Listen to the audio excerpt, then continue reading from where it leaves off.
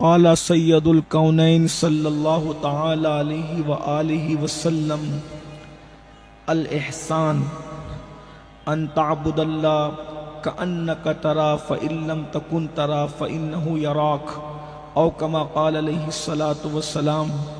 صدق رسول اللہ صلی اللہ تعالی علیہ وآلہ وصحبہ وبارک وسلم۔ اکبر عالمی شہرت یافتہ ثنا خوان رسول الحاج قاری محمد رضوان خان صاحب، برادر مکرم حضرت مولانا سید محمد قادری صاحب، ملنے کو قریب حضرت قادر گیا، بندہ ملنے کو قریب حضرت قادر گیا، لمعے باطن میں گمنے جلوے ظاہر گیا، واسطہ پیارے کا ایسا ہو کہ جو سنی مرے، یوں نہ فرمائیں تیرے شاہد کہ وہ فاجر گیا، عرش پر دھومے مچے وہ مومن صالح ملا، فرش پہ ماتم اٹھے وہ طیب و طاہر گیا، اور کیوں جناب ابو ہریرہ تھا وہ کیسا جام شیر، جس سے 70 صاحبوں کا دودھ سے منہ پھر گیا، اور ٹھوکرے کھاتے پھروگے ان کے در پہ پڑ رہو، ٹھوکرے کھاتے پھروگے ان کے در پہ پڑ رہو، قافلہ تو اے رضا اول گیا آخر گیا۔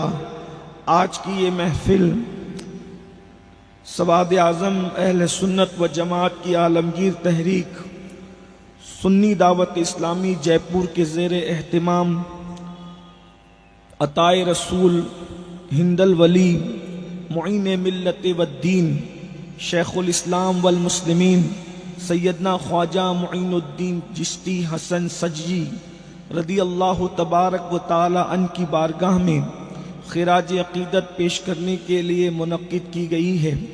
اللہ تبارک و تعالی میری اور آپ سب کی حاضری کو قبولیت کا شرف عطا فرمائے۔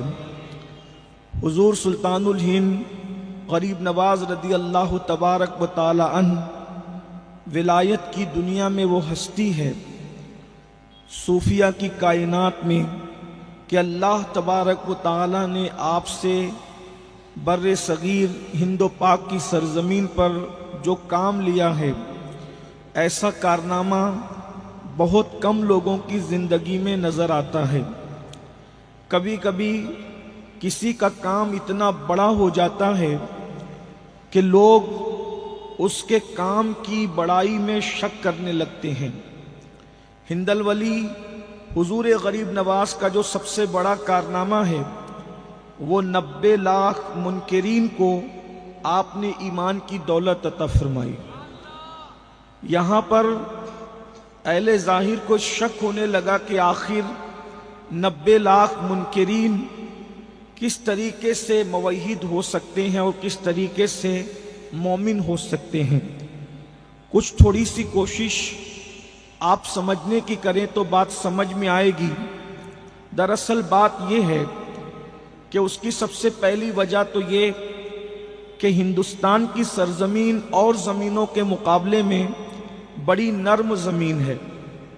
یہ زمین دریاؤں کی زمین ہے، یہ زمین محبتوں کی زمین ہے، یہ زمین الفتوں کی زمین ہے، یہ زمین مشاہدے کو جب اپنی نگاہوں کے سامنے دیکھتی ہے تو پھر انکار نہیں کرتی۔ اس زمین کو اللہ رب العزت نے حق قبول کرنے کی صلاحیت عطا کی ہے۔ اس زمین کی شان یہ ہے کہ اس زمین نے نور محمدی صلی اللہ علیہ وآلہ وسلم کو سب سے پہلے دیکھنے کا شرف حاصل کیا۔ اس زمین نے سب سے پہلے اذان کے لاہوتی نغمے کو سننے کا شرف حاصل کیا۔ اس زمین نے سب سے پہلے نبی کے قدم چومے۔ اس زمین نے سب سے پہلے توحید کی صدا اپنے کانوں سے سنی۔ اس لیے اس زمین میں اللہ نے جو وہ بہت زرخیزی رکھی ہے۔ اس زمین میں کشش بھی ہے۔ یہاں کے پیڑ، یہاں کے پھل، یہاں کا عود، یہاں کی جڑی بوٹیاں، یہاں کے مسالے اور زمینوں میں ممتاز نظر آتے ہیں۔ تو چونکہ یہ زمین گنگا جبنی تہذیب کی زمین ہے، ہند الولی سرکار غریب نواز رضی اللہ تعالیٰ عنہ ہندوستان کی سرزمین پر ایک صوفی کی حیثیت سے، ایک داعی اللہ کی حیثیت سے، ایک مبلغ اسلام کی حیثیت سے تشریف لائے تھے۔ اور یہ بات ہمیں یاد رکھنی چاہیے کہ اللہ تبارک و تعالیٰ اپنے مقبول بندوں کو دو چیزیں عطا کرتا ہے۔ ایک تو وہ لوگ جو دلیل کی زبان سمجھتے ہیں تو اللہ تبارک و تعالیٰ ان کو علم عطا کرتا ہے کہ وہ علم کے ذریعے سے دلیلیں دے اور دلیل کے ذریعے سے انسان کی اصلاح کرے۔ لیکن انسانوں میں بہت سارے وہ لوگ ہوتے ہیں جو دلیل کی زبان نہیں سمجھتے اور نہ ہی ان کو دلیل کی زبان پر یقین ہوتا ہے۔ تو دوسری چیز اللہ تبارک و تعالی مشاہدہ کرانے کی صلاحیت بھی اپنے برگزیدہ بندوں کو دیتا ہے۔ اگر آپ حضور علیہ السلام کی ذات ہی کو دیکھ لیں تو اللہ تبارک و تعالی نے اپنے حبیب صلی اللہ علیہ وآلہ وسلم کو دلیل کے لیے قرآن مقدس عطا فرمایا۔ حضور قرآن لے کر کے آئے تاکہ جو لوگ پڑھے لکھے ہیں اور دلیل سے سمجھنا چاہتے ہیں تو اللہ کے رسول صلی اللہ علیہ وآلہ وسلم ان کو دلیل دے کر کے سمجھائیں۔ اور پھر اللہ کے حبیب علیہ الصلاۃ والتسلیم نے جب قرآن کو پیش کیا تو لوگوں نے اس دلیل کو تسلیم کیا۔ خود سیدنا فاروق اعظم عمر ابن خطاب رضی اللہ تبارک و تعالی عنہ کوئی معجزہ دیکھ کر مسلمان نہیں ہوئے بلکہ قرآن کو سن کر مسلمان ہوئے۔ اور قرآن اتنا خوبصورت معجزہ اس معنی میں کہ قرآن بھی خود معجزہ ہے، لیکن وہ معجزات جس کو عرف عام میں لوگ معجزہ کہتے ہیں، بظاہر وہ چیزیں جیسے چاند کو ٹکڑے ہوتا ہوا دیکھنا، سورج کا پلٹنا، اسی طریقے سے انگلیوں سے پانی کے چشموں کا جاری ہونا اور دیگر چیزیں، یہ ساری چیزیں دیکھ کر فاروق اعظم مسلمان نہیں ہوئے بلکہ فاروق اعظم رضی اللہ تعالیٰ کا جو اسلام ہے وہ قرآن کو سن کر ہے۔ اسی طریقے سے حضرت طفیل ابن عمرو رضی اللہ تبارک و تعالیٰ عنہ وہ قرآن سن کر کے مسلمان ہوئے۔ اسی طریقے سے اور بھی لوگ، خود نجاشی جو بادشاہ تھے حبشہ کے، انہوں نے سورہ مریم سنا اور سورہ مریم جب وہ سن رہے تھے تو تخت پر بیٹھے ہوئے وہ زمین پر اتر آئے اور ان کی آنکھیں ابل ابل پڑی اور وہ زمین پر بیٹھ کر کے قاری کے ساتھ رونے لگے اور کہنے لگے واللہ یہ جو حضرت عیسیٰ ابن مریم نے جس بات کی دعوت دی ہے اس سے بہت مختلف کوئی بھی چیز آپ کے مذہب میں نہیں ہے۔ اس طریقے سے نجاشی مسلمان ہوئے۔ اللہ اکبر۔ لیکن ایک طبقہ وہ بھی تھا جو قرآن سنتا تو تھا، قرآن کو سننے کے بعد کہتا تھا کہ معاذ اللہ محمد عربی تو اس کو اپنی طرف سے بنا بنا کر کے پیش کرتے ہیں، اساطیر الاولین اس کو کہا گیا کہ یہ تو پرانے دور کے اور دوسرے لوگوں کے دور کی کہانی اور قصے ہے۔ اسی طریقے سے کسی نے اس کو شاعری کہی، کسی نے اس کو کچھ کہا۔ اس وقت جو لوگ قرآن کی زبان نہ سمجھ سکتے تھے، اللہ کے رسول صلی اللہ علیہ وآلہ وسلم نے پھر ان کو معجزات دکھائے۔ وہ معجزات جو حسی معجزات ہے، مثال کے طور پر ام معبد کی بکری کا، وہ بکری کا دودھ دویا جانا جس نے ابھی بچے کو پیدا نہ کیا تھا، پھر اس کا بیمار ہونا اور بیمار ہونے کے بعد اس کے تھن سے دودھ کا نکالنا، اسی طریقے سے کنکریوں کو کلمہ پڑھانا، اسی طریقے سے جابر کے بچوں کو زندگی عطا کرنا، اسی طریقے سے بکری کو زندہ کرنا، اسی طرح سے پیڑوں کو چلا کر اپنے پاس بلانا، پھر پیڑوں کو ان کی جگہ واپس کر دینا، یہ اللہ کے رسول علیہ السلام کے وہ معجزات ہیں پھر جن کو دیکھ کر لوگوں نے اسلام قبول کیا۔ لیکن اللہ اکبر، جب صوفیاء کرام کا دور آیا، یہ صوفیہ کیا ہے؟ یاد رکھیے تصوف کے بارے میں یہ غلط فہمی ہے کہ یہ الہاد ہے، بے دینی ہے، زندیقیت ہے اور یہ کوئی الگ سی کوئی چیز ہے۔ یاد رکھیے تصوف کا ذکر حدیث جبریل میں موجود ہے۔ حدیث جبریل کے 3 حصے ہیں اور اس کا آخری حصہ میں نے تلاوت کیا ہے۔ اللہ کے رسول علیہ السلام کی بارگاہ میں جبریل علیہ السلام حضور علیہ السلام کے پاس آئے۔ ان دنوں صحابہ کرام حضور سے سوال کرنے میں ڈرتے تھے، جھجک محسوس کرتے تھے، تو اللہ کے رسول صلی اللہ تبارک و تعالی علیہ وسلم سے وہ ڈر کے مارے سوال نہیں کرتے تھے۔ تو سیدنا جبریل علیہ السلام انسانی شکل میں تشریف لائے، اس کو حدیث جبریل کہتے ہیں۔ حضرت سیدنا عمر ابن خطاب فاروق اعظم بیان کرتے ہیں کہ آنے والا جو آیا وہ بہت خوبصورت تھا، لیکن وہ نہ مکے کا لگتا تھا نہ مدینہ منورہ کا لگتا تھا، خوبصورت بہت تھا، اس کے چہرے سے اور اس کے لباس سے سفر کے آثار نظر نہیں آتے تھے، اس کی داڑھی میں تراش بہت خوبصورت تھی، کپڑے بالکل چمکتے اور اجلے ہوئے تھے۔ وہ آیا اور آ کر کے دو زانوں حضور علیہ السلام کے گھٹنوں سے گھٹنے لگا کر اتنے قریب بیٹھ گیا، حالانکہ اتنے قریب کوئی نہیں بیٹھتا تھا۔ میں حدیث کو آگے بڑھانے سے پہلے آپ سے عرض کرنا چاہتا ہوں، کہاں ہے وہ فکر رکھنے والے کہ نبی ہماری طرح انسان ہے؟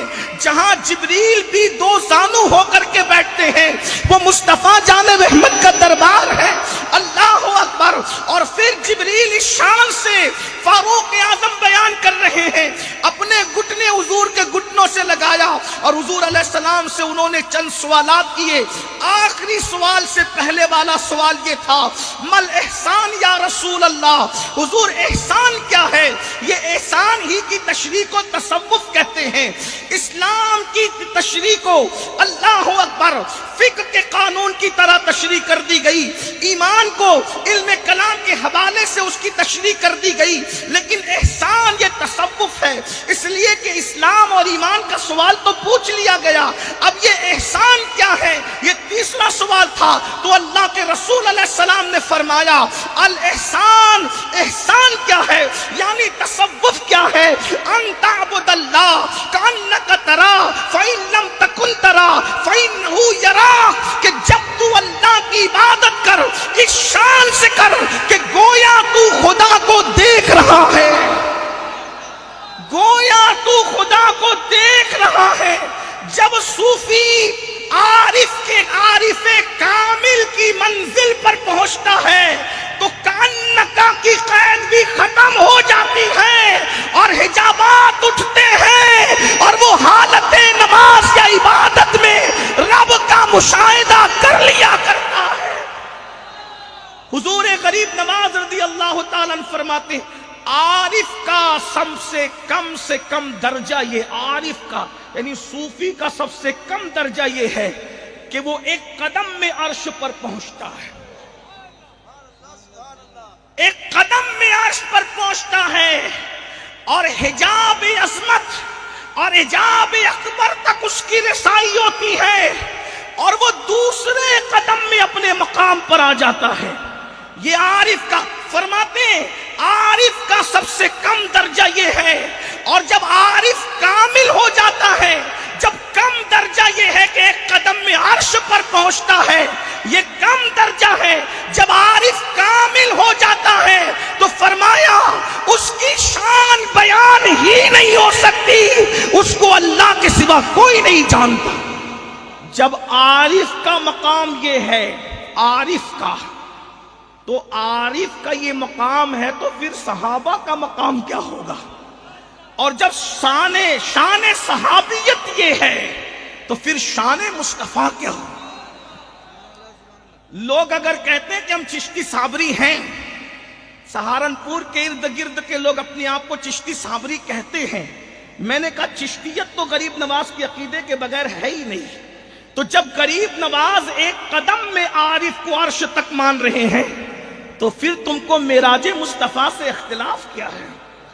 جب ان کی نالین بردار کا مقام یہ ہے تو پھر حضور علیہ الصلوۃ والتسلیم کی شان کیا ہوگی؟ ہم تو یہ کہتے ہیں کہ حضور کا معراج پہ جانے سے ہمیں تعجب نہیں ہوتا، وہاں سے آنے پر ہمیں تعجب ہوتا ہے، اس لیے کہ وہ معراج پر گئے کیوں اور کس طرح گئے؟ اس لیے کہ مولوی جی جب تیرے اپنے گھر جانے پر تجھے اعتراض نہیں ہے تو مصطفیٰ جان رحمت کی اپنے گھر جانے پر تجھے اعتراض کیسے ہو سکتا؟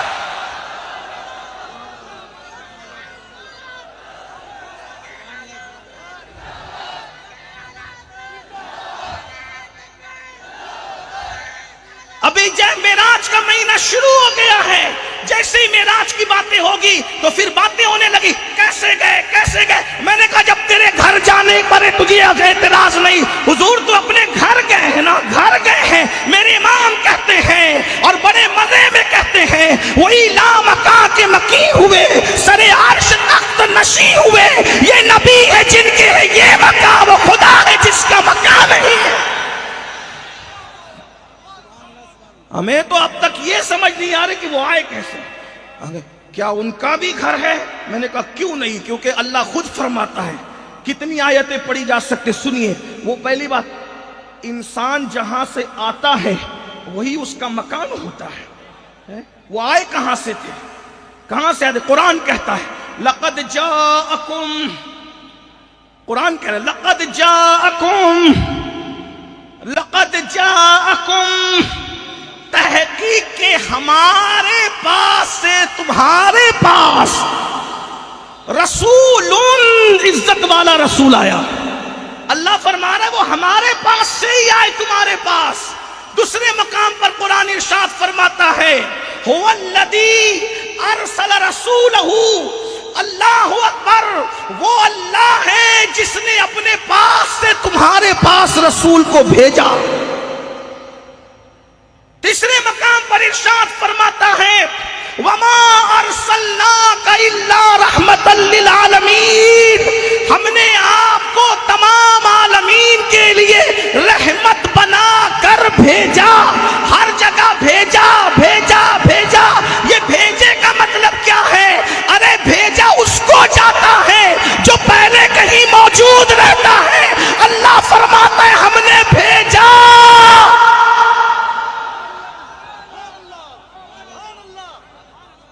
حضرت آدم کے لیے نہیں کہا، حضرت موسیٰ کے لیے نہیں کہا، حضرت داؤد کے لیے بھیجنے کی بات نہیں کی، بھیجنے کی بات انہی کے لیے۔ جب حضرت آدم کی بات آئی تو کیا کہا؟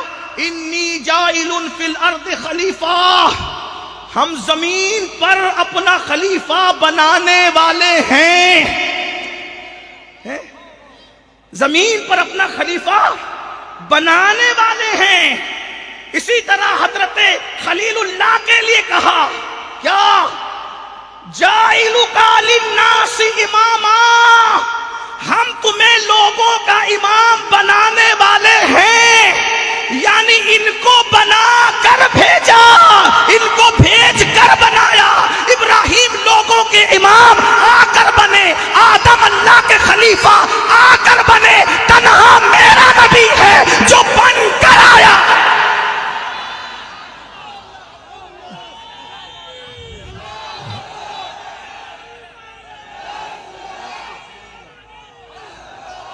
حضور خود فرماتے انی بعثت معلما،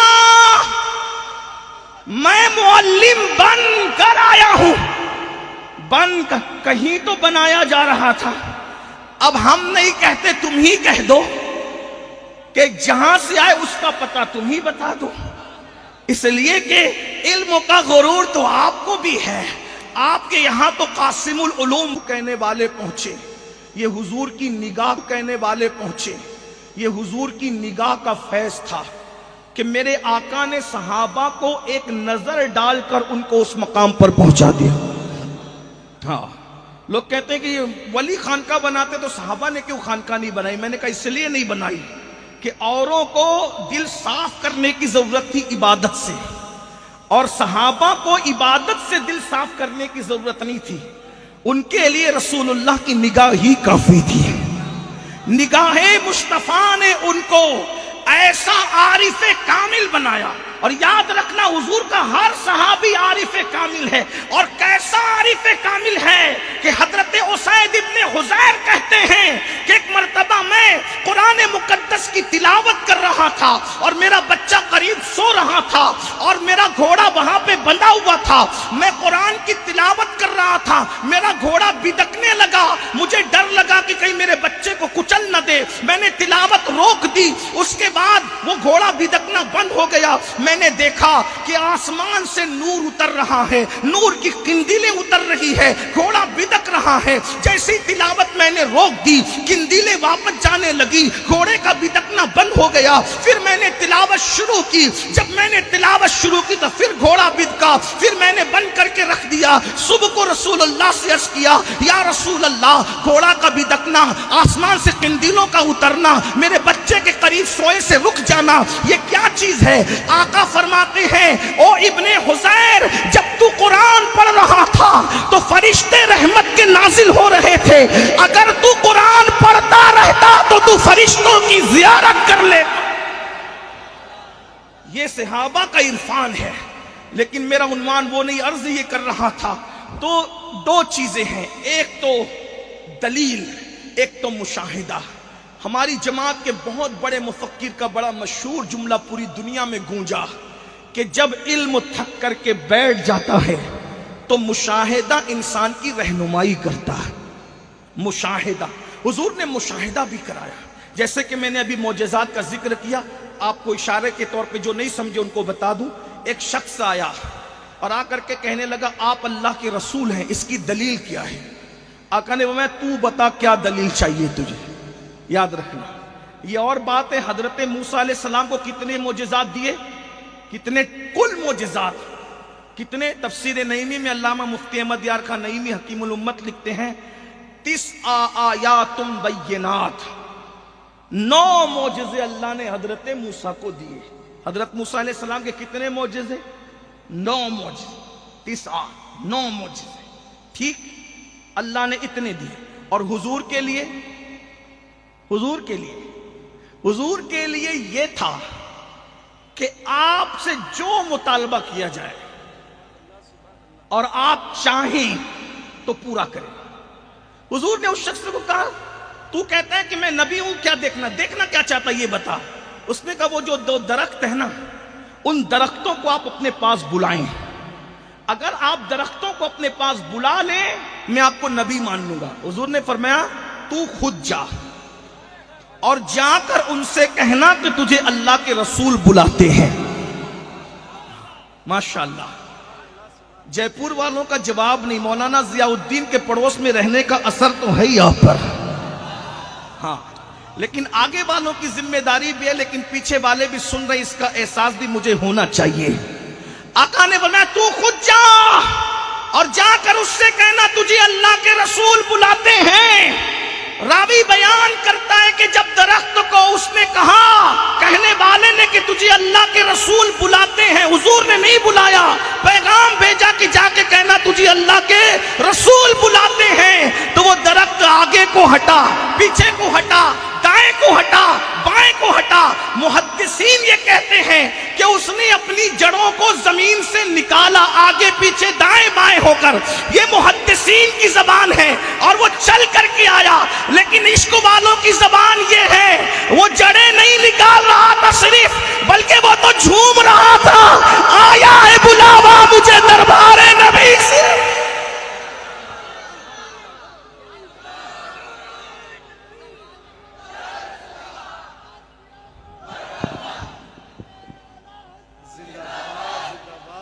جس کے بلانے پر درخت بھی جھومتے ہوئے جائے، اگر سنی مدینے جھومتے ہوئے جائے تو پھر اس میں فتویٰ کیا ہے؟ اور میں تو کہتا ہوں یہ نصیب کی بات ہے. ارے جھومنے والے تو یہاں جھوم رہے ہیں ان کے نام پہ. ہم تو وہ مسلک عشق و محبت رکھتے ہیں، بال سے زیادہ باریک، تلوار سے زیادہ تیز، پل صراط سے بھی ہم سیدھے سیدھے نہیں گزریں گے، بلکہ ہم تو وہاں بھی جھومتے ہوئے گزریں گے. رضا پل سے اب وجد کرتے گزریے کہ ہے رب سلم صدائے. نعرہ تکبیر، نعرہ رسالت، عشق و محبت، عشق و محبت، عشق و محبت، عشق و محبت، نعرہ حیدری. یقین تو دیکھیں کتنی بڑی بات ہے. کہا پل سے وجد کرتے، لیکن وجد کرنے کی وجہ فتاوی رضویہ لکھنا نہیں ہے، وجد کرنے کی وجہ ہدایت بخشش نہیں ہے، وجد کرنے کی وجہ 108 علوم و فنون کی مہارت نہیں ہے، وجد کرنے کی وجہ تصوف نہیں، فقہ نہیں، امیر المومنین فی الحدیث ہونا نہیں. وجد کرنے کی وجہ کیا؟ یار کھڑے ہو کے رب سلم سلم کہہ رہا ہے. ارے جس کا یار سلامتی کی دعا کرے پھر اس کو گرنے کا خوف کیا ہے؟ بلکہ وہ تو عشق میں کہتے ہیں پل سے اتارو راہ گزر کو خبر نہ ہو، جبریل پر بچھائیں تو پر کو خبر نہ ہو، کانٹا میرے جگر سے غم روزگار کا یوں کھینچ لیجئے کہ جگر کو خبر نہ ہو. اور فریاد امتی جو کرے حال زار میں ممکن نہیں نہیں کہ خیر بشر کو خبر نہ ہو. ان کے سوا، صرف ان کے سوا، صرف ان کے سوا، صرف ان کے سوا رضا کوئی حامی نہیں جہاں گزرا کرے پسر پہ پدر کو خبر نہ ہو.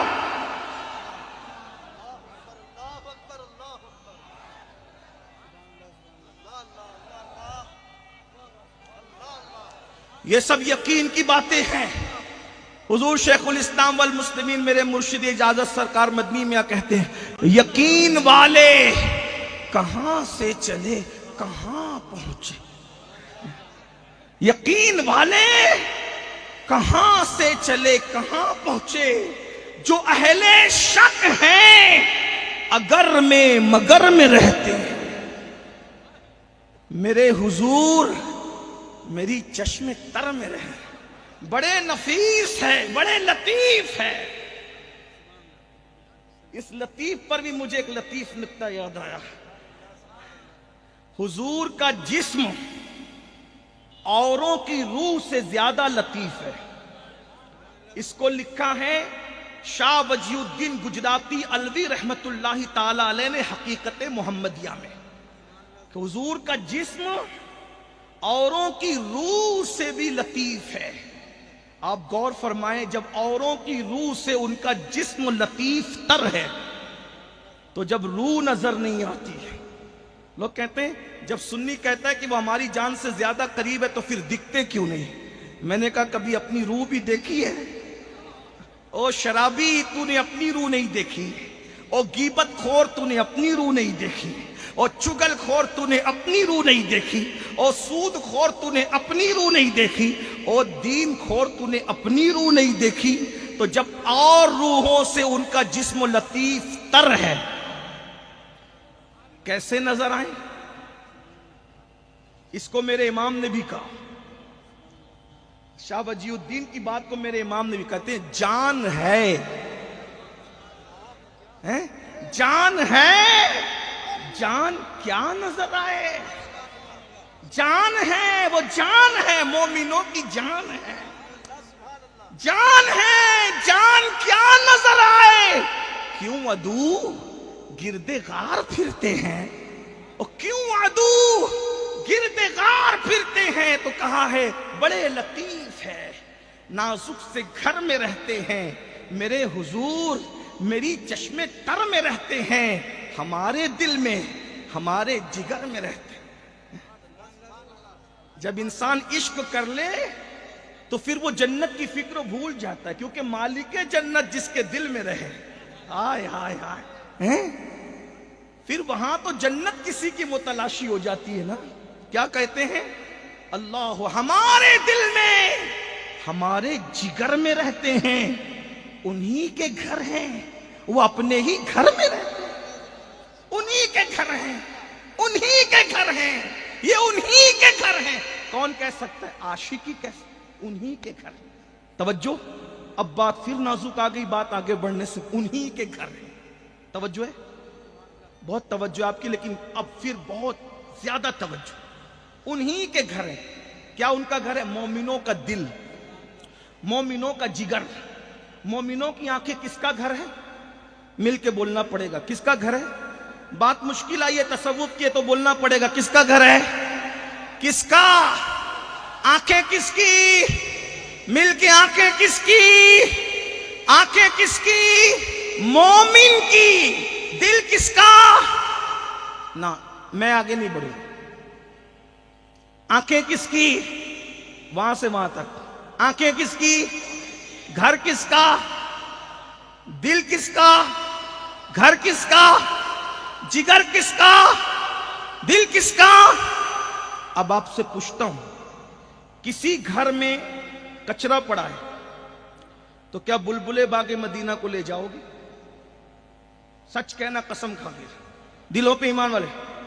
جب مداح رسول کو کچرے والے گھر میں نہیں رکھا جا سکتا، شریف آدمی کبھی نہیں رکھ سکتا مداح رسول کو کچرے والے گھر میں. کچرا میں نے شرافت سے کہا، لیکن آپ کے لیول پہ اتر کے پھر کہتا ہوں، جس گھر میں پاخانہ پڑا ہو کیا آپ نائب رسول کو لے جا کے وہاں بٹھا سکتے ہو؟ اگر بٹھا سکتے ہو تو ہاں کہو، سلام کروں گا. نہیں بٹھا سکتے ہو تو بولو پھر بات کیا ہے. بولو بٹھا سکتے ہو. مداح رسول کو کچرے والے گھر میں نہیں رکھ سکتے. نائب رسول ان علماء اللہ والوں کو پاخانے والے گھر میں بولے تو پھر جس دل کے اندر شراب کی محبت ہے اس دل میں حضور کو کیسے رکھا جا سکتا؟ بتاؤ بتاؤ. یہ گھر ان کا ضرور ہے لیکن آپ نے گھر میں لانے کا کوئی سامان بھی کیا ہے. جب شراب کی محبت ہے تو پھر اس گھر میں وہ آئیں گے. اس میں حسد ہے تو اس گھر میں وہ آئیں گے. اس میں تکبر ہے تو اس گھر میں وہ آئیں گے. اس گھر میں زنا کی محبت ہے تو اس گھر میں وہ آئیں گے. یہ تو ان کا گھر تھا. نادان، تو نے نبی کے گھر کو شراب کی محبت کا اڈا بنایا. تو نے نبی کے گھر کو جوے کے اڈے، جوے کی محبت کا اڈا بنایا. اور وہ آنکھ جو نبی کا گھر تھی اس سے تو نے زنا کی فلمیں دیکھ کر کے، گندی پکچریں دیکھ کر کے تو نے اس گھر کو ناپاک کیا. اب بتاؤ میرے گھر کو تم ناپاک کرو.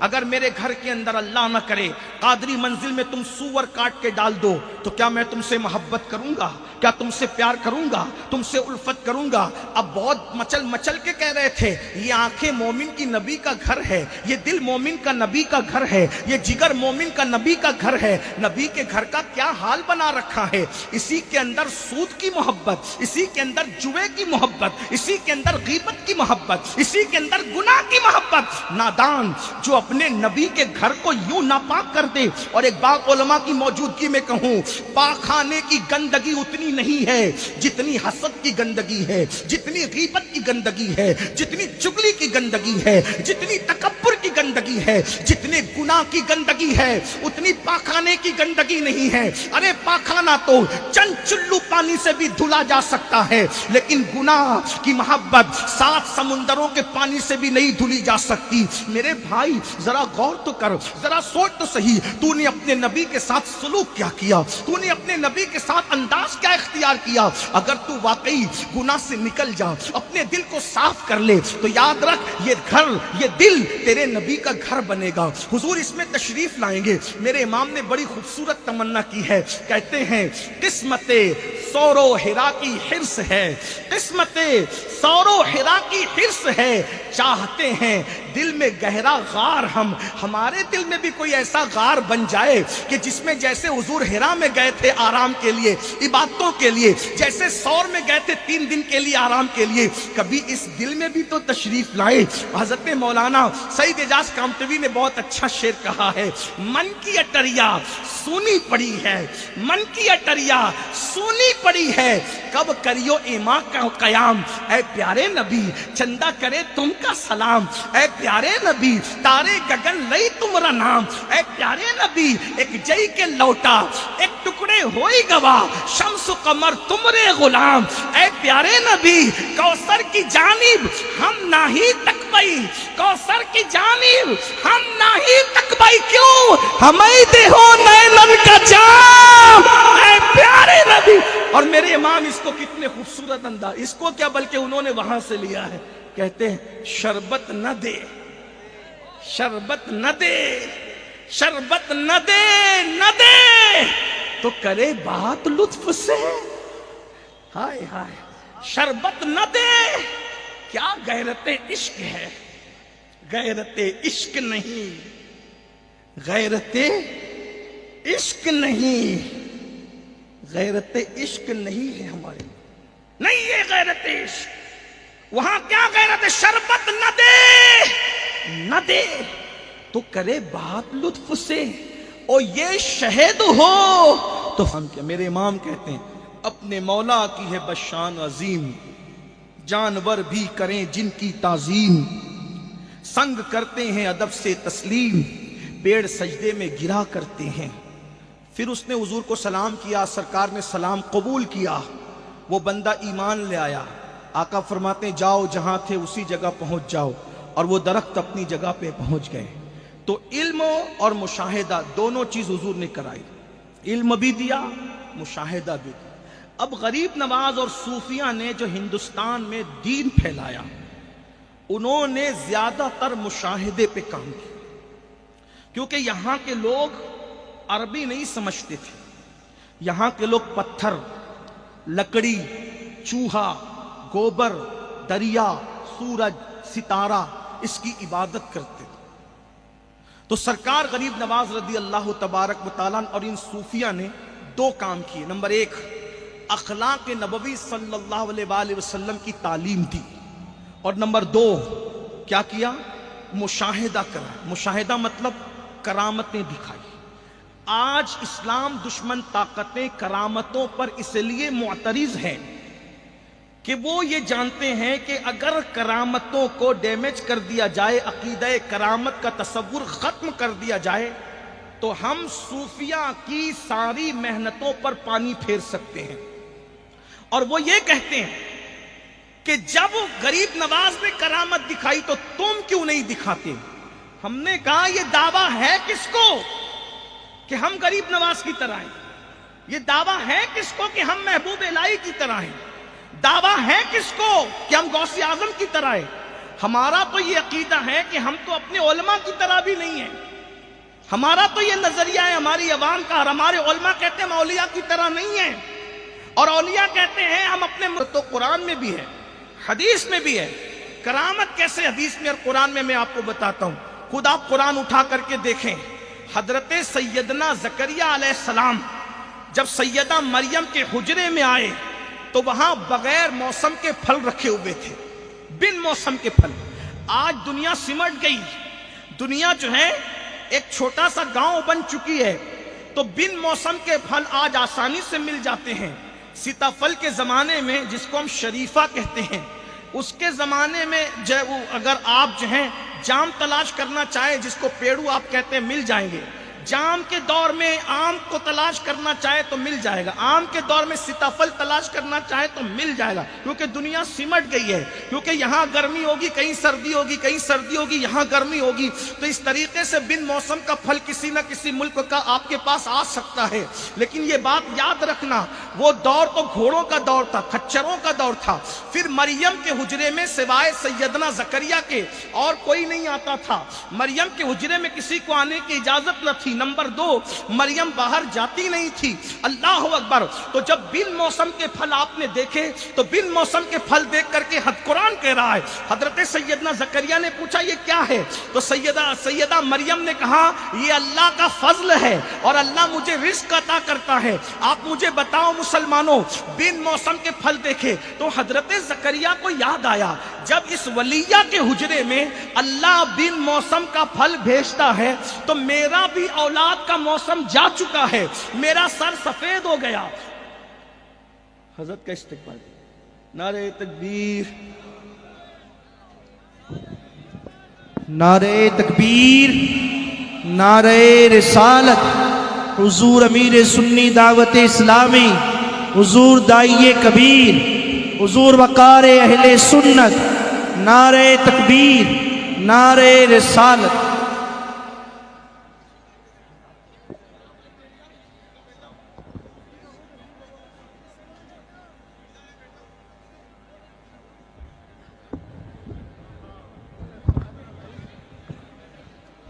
درود شریف پڑھنے سب مل کے بلند آواز سے.